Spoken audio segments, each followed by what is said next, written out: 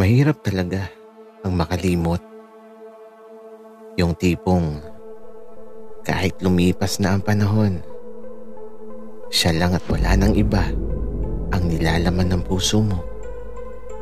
Siya lang ang hinahanap mo sa bawat pagpatak ng oras dito sa mundo.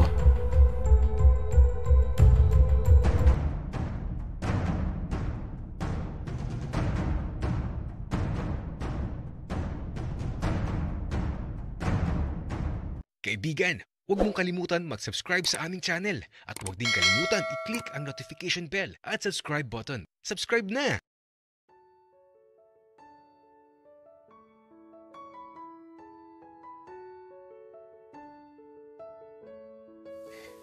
Patuloy lang ang buhay. Ganun talaga. May bagay na mas mahalaga na kailangan pagtuunan ng pansin. Subalit di ba din talaga mawala sa isip ko si Kuya William? Di na kasi siya bumalik pero sana bumalik siya.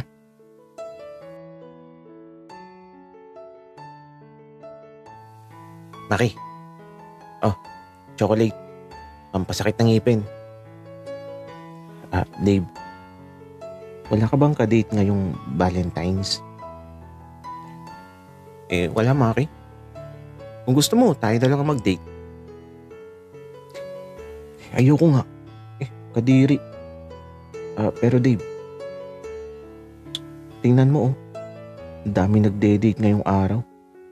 Ang daming may dalang lobo at bulaklak. Oo nga eh. Hayaan mo Maki at maghihiwalay din ng mga yan. Mga nakikiuso lang kasi. Dave, ang sama mo. Malay mo at may forever sa mga nagde-date na yan. At saka, tingnan mo yung andun sa ilalim ng puno. Napaka-sweet. Maki, naiinggit ka ba? Dave, bakit ako maiinggit? Okay naman ako. Masaya kaya ang maging single. Walang problema sa buhay. Tapos, nakapokus lang sa pag-aaral. Talaga ba, Maki? Pero, teka. Tara na nga umuwi. Nilalamok na talaga ako dito sa pwesto natin. Kanina pa tayong nakatambay. Oo nga, Dave. Kung sila, nilalanggam sa sobrang sweet. Tayo naman nilalamok. Dapat pala, nagdala tayo ng katol para di tayo lamukin dito. At ito, natatawa na lang kami ni Dave kasi naman, pareho kaming walang kadate. Pero okay lang, masaya naman kami. Para din kami nag-date. Kumain kami ng kikiam at fishball. Tapos eto, nilait namin yung mga nagde-date. Aki, uwi na ako. Uwi ka na din ha? Oo naman Dave, uwi na ako. Sumasakit na kasi yung mata ko sa mga nakikita ko sa paligid. Puro mga nagde-date. Hindi naman kami bitter ni Dave. Masaya naman kami. Kaya ito, pauwi na kami pareho. Naghiwalay kami sa plaza. At habang naglalakad ako pauwi, ito, madami ako nakikita na may dalang bulaklak. Tapos may mga lobo pang nailaw. Ay naku, ang lalandi. Ako nga, ang dala ko, baso na may lamang fishball at kikiam. Di ako magsasayang ng pera dyan sa lobo at bulaklak na yan. Di naman nakakabusog yan. Sayang ang pera.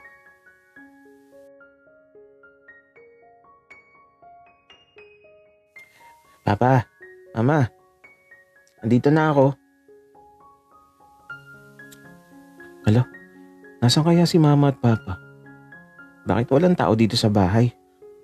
Kaya ito, sumilip ako sa silid nila. Kaya lang, Wala talagang tao. Nasaan kaya sila?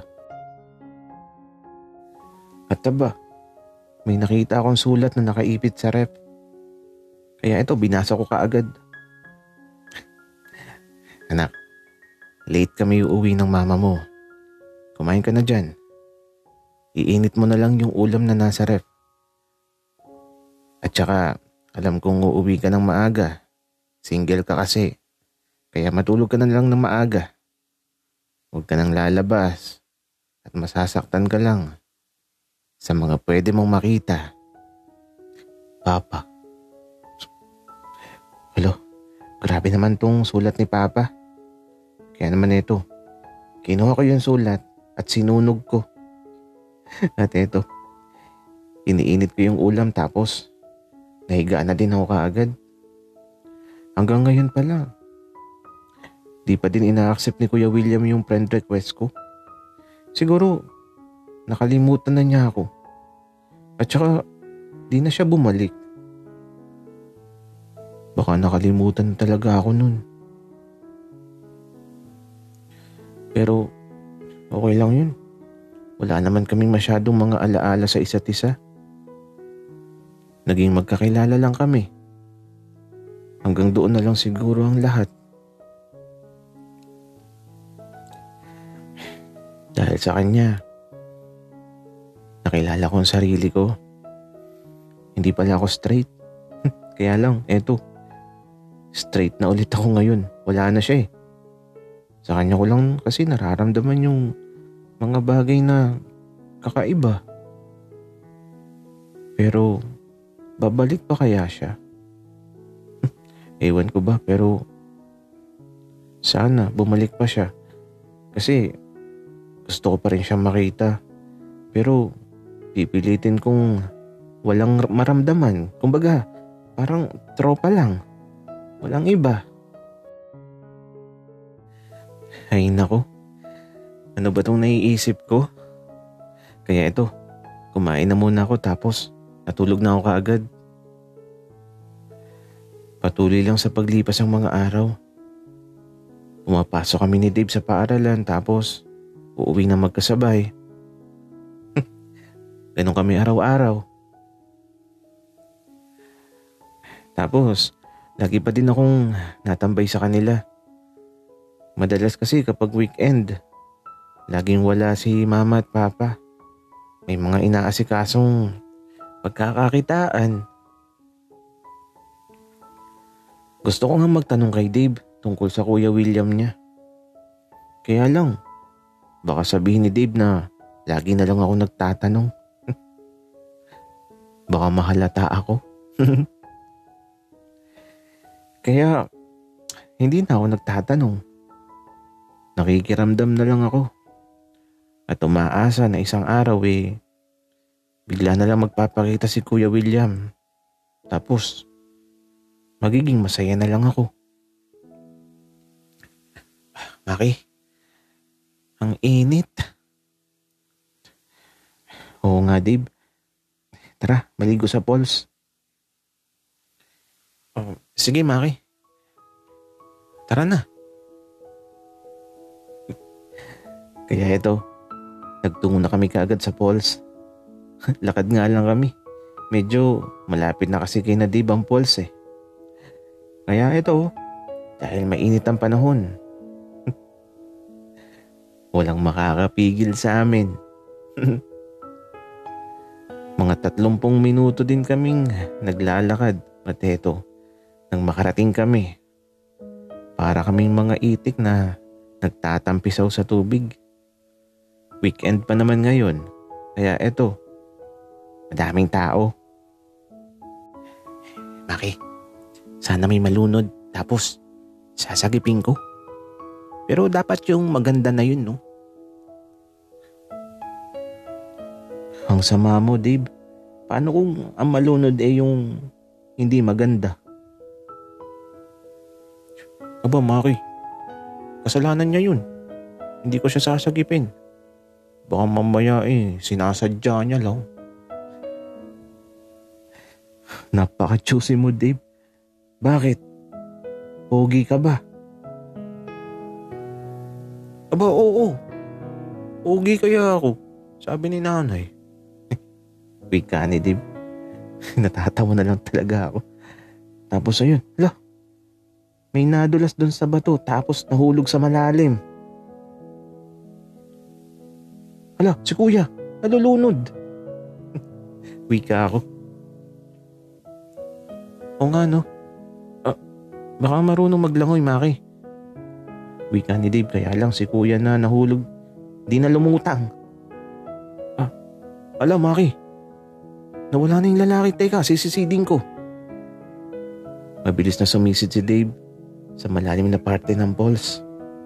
Pati lang saglit pa, natakot na ako sa nakita ko. Kasi naman, paglutang niya, hinihila na niya yung lalaki na wala nang malay. Nagkakagulo na talaga. Hindi ko na alam ang gagawin ko. Kaya ito, tinulungan ko si Dave. Dave, buhay pa ba? Oo, buhay pa to. Teka, kaya ko na to. Habang nakahiga sa malapad na bato yung lalaking nalunod, nakaalalay lang ako sa ginagawa ni Dave. Marunong si Dave sa mga ganitong bagay, kaya ito, nakaalalay lang ako. Hanggang sa ito, sumuka na ng tubig yung lalaki tapos nagkamalay na. Akala ko talaga mamamatay na.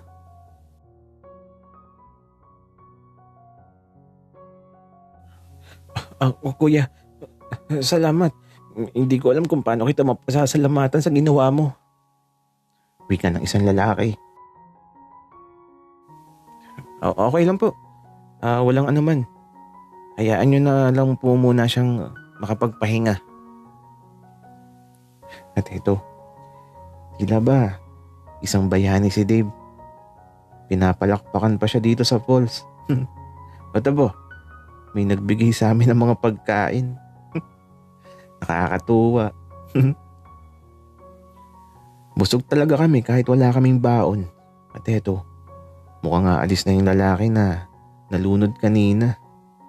At eto siya, papalapit dito sa amin ni Dave.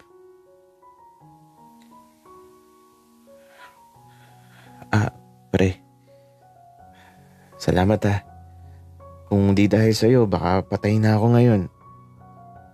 Salamat. Utang ko sa'yo ang buhay ko. Okay lang yun, pre. Basta sa susunod, huwag ka nang pupunta doon sa mga bato na yun. Madulas doon. Baka mahulog ka na naman. Sige. Salamat talaga. Pwede ko bang malaman yung FB mo para naman mas makapagpasalamat ako sa'yo? At eto na nga, nagpalitan na ng FB si Dave at yung iniligtas niya. Tapos nagkamayan sila at ayun, umalis na yung lalaki. Dave, idol talaga kita. Gagi ka, Maki. First kiss ko yun. Okay lang yun, Dave. Ang mahalaga, nakapagligtas ka ng buhay.